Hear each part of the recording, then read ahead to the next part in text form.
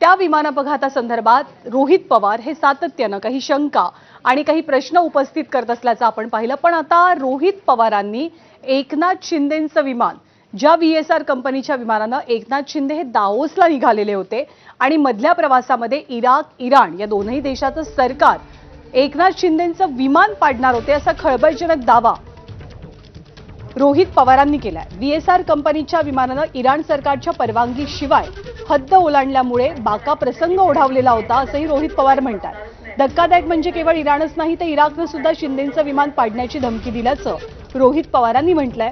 त्यामुळे रोहित पवारांच्या दाव्यात नेमकं कितपत तथ्य आहे आणि याबाबतीत VSR कंपनीचं काय म्हणणं आहे हे पाहणं सुद्धा महत्त्वाचं आहे।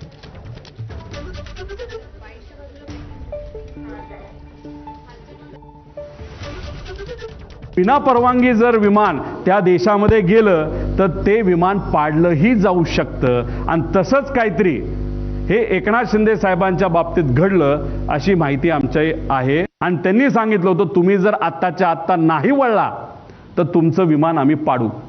हे इराणच्या एअर डिफेन्सली त्या ठिकाणी सांगितलं होतं। त्याच्यात कोण बसलं होतं? एकनाथ शिंदे साहेब बसले होते। तर अजित पवारांच्या विमान अपघातासंदर्भात कायमच शंका उपस्थित करणाऱ्या रोहित पवारांनी आजच्या प्रेस कॉन्फरन्सच्या माध्यमातून अहवालावरती पुन्हा एकदा सवाल उपस्थित केले। काही नव्या शंकांना सुद्धा जन्म दिलेला आहे।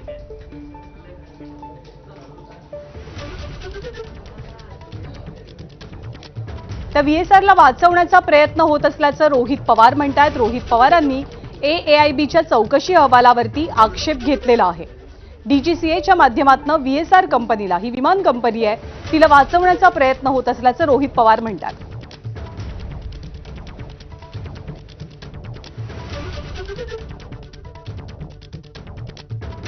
याच्यामध्ये आपण जर बघितलं तर हा व्हिडिओ आम्ही काढलाय। तिथे हे झुडपं सोडली पण ही झुडपाची हाईट आणि विमान पडल्याची हाईट ही मॅच त्या ठिकाणी कुठंच होत नाही। त्यामुळे रिपोर्टमध्ये झाडांना धडकलं इथंच या AIBचं चूक त्या ठिकाणी झालेलं आहे।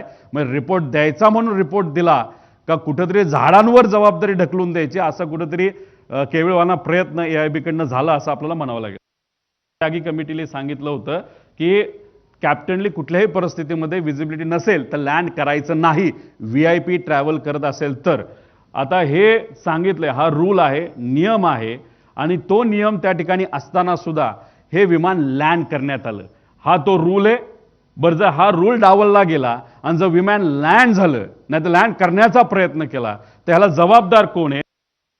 एकतर VSR या कंपनी आणि जी ॲरो नावाची कंपनी याला काय आपण मुद्दामून टार्गेट करतोय असं नाही, पण त्या कंपनीला कुणी ना कुणीतरी वाचवतंय याचा काही प्रमाणात अंदाज हा आम्हा सगळ्यांना तिथे येतोय। DGCAच्या मध्ये असणारे पण अधिकाऱ्यांना वाचवलं जातंय आणि मग वाचवा वाचवीचा कार्यक्रम काही मोठ्या ताकदवान व्यक्तीच्या मदतीने जर होत असेल मग अजितदादांचा घात का अपघात याचं जे इन्व्हेस्टिगेशन व्हायला पाहिजे ते योग्य पद्धतीने होणार नाही आणि ते योग्य पद्धतीने व्हावं यासाठी या सर्व लोकांकडे क्रिमिनल अँगलनी पण आपल्याला बघावं लागेल आणि टेक्निकल अँगलनी सुद्धा बघावं लागेल असं आमच्या सगळ्यांचं मत आहे।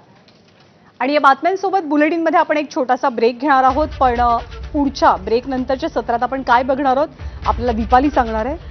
ज्ञानदा, आपण बिहारमधल्या काही बातम्या बघणार आहोत। बिहारमध्ये मोठ्या राजकीय घडामोडी होऊ घातल्यात, नेमकं काय घडतंय बिहारमध्ये ब्रेक नंतर पाहूया। बिहारची बातमी ब्रेक नंतर। बातमी राज्यसभेशीच कनेक्टेड आहे। ही बातमी ब्रेक नंतर पाहायची आहे। पाहत रहा ABP माझा।